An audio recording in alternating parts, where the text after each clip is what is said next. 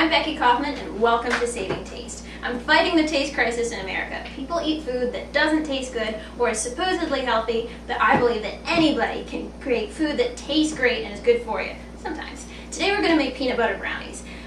It's one of my favorite brownie recipes because they're fudge brownies. They're chocolatey, they're thick, they're delicious. I think those are the best kind. So the first thing you want to do is melt some butter and chocolate. This is 1 stick of butter and about half a bag of chocolate chips. I like to melt mine on the stove. I just think it comes out a little smoother, but you have to watch it so it doesn't burn because chocolate and butter can both burn pretty easily. You can also do it in the microwave, but I like the stove. So we have that here, and the next thing we're going to add is 2 eggs. Brown eggs, white eggs, it honestly doesn't matter. Put those in. Don't worry if it's messy, tastes better. We're going to beat in our eggs, and the next thing to go in is sugar. This is 3/4 of a cup of sugar. Don't be afraid of it. Sugar really does help give some body to the brownies. I know it's a lot, but don't be afraid. This is the next thing to go in. And basically this is wet ingredients, and we're going to add dry ingredients to it. So the other wet ingredient we have is vanilla.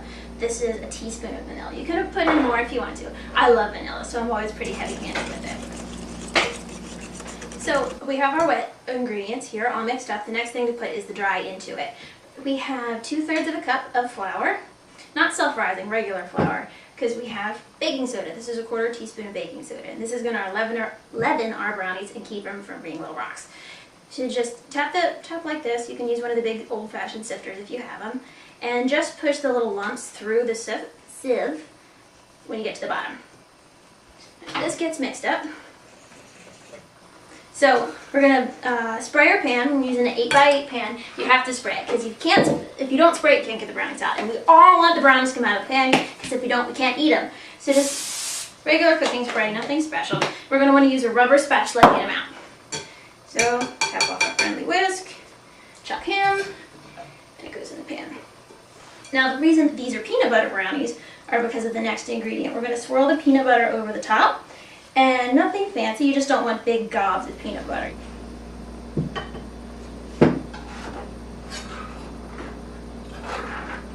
So, peanut butter. These are peanut butter brownies for a reason. Peanut butter and chocolate go together hand in hand. There's a reason that people eat Reese's Cups.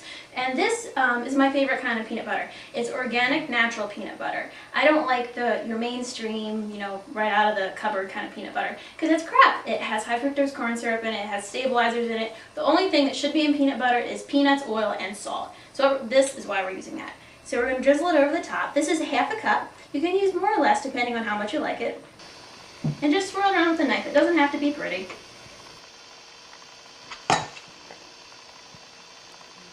And I think these look good. So we're going to put them in the oven at 350 for between 25 and 35 minutes.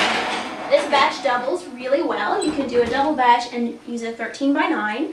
And so these are going to cook about 25-30 minutes. And when we come back, I'll show you what they're supposed to look like when they're done.